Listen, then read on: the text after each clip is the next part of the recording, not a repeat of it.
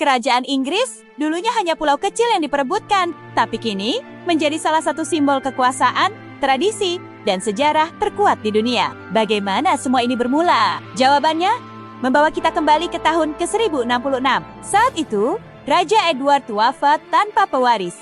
3 orang mengklaim tahta, tapi hanya satu yang berhasil merebutnya. William dari Normandia Perancis Utara. Dia menyeberangi laut, mengalahkan pasukan Inggris di pertempuran Hastings, dan dinobatkan sebagai raja. Sejak itulah kerajaan Inggris berdiri bukan dari tangan bangsawan lokal, tapi dari seorang penakluk asing. William membawa sistem baru, bahasa Norman Prancis, sistem feodal, pembagian tanah, dan pembangunan kastil di seluruh negeri. Dia juga mencatat semua kepemilikan tanah dalam buku Domesday, cikal bakal catatan administratif modern. Inilah fondasi kekuasaan kerajaan Inggris.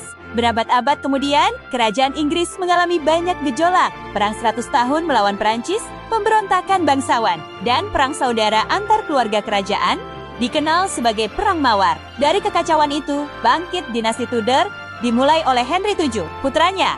Henry VIII dikenal karena 6 kali menikah dan memutus hubungan dengan gereja Katolik Roma. Ia membentuk gereja Anglikan, menjadikan raja sebagai pemimpin agama sekaligus negara. Perubahan ini mengubah wajah Inggris untuk selamanya. Lalu di bawah Elizabeth I, Inggris menjadi kekuatan maritim besar. Mereka mengalahkan armada Spanyol dan mulai menjelajahi dunia. Abad berikutnya, kerajaan ini berkembang menjadi kekaisaran terbesar dalam sejarah. Wilayah jajahannya tersebar di Asia, Afrika, Amerika, hingga Australia. Inilah masa ketika matahari tak pernah terbenam di kerajaan Inggris. Namun kekuasaan besar juga memunculkan perubahan. Revolusi industri dimulai di Inggris, mengubah cara hidup manusia. Rakyat mulai menuntut hak politik. Sistem monarki absolut perlahan berubah menjadi monarki konstitusional. Kekuasaan raja dibatasi dan parlemen menjadi penentu kebijakan utama. Setelah Perang Dunia, Inggris kehilangan banyak jajahan, tapi monarki tetap bertahan, kini lebih sebagai simbol. Ratu Elizabeth II memerintah selama lebih dari 70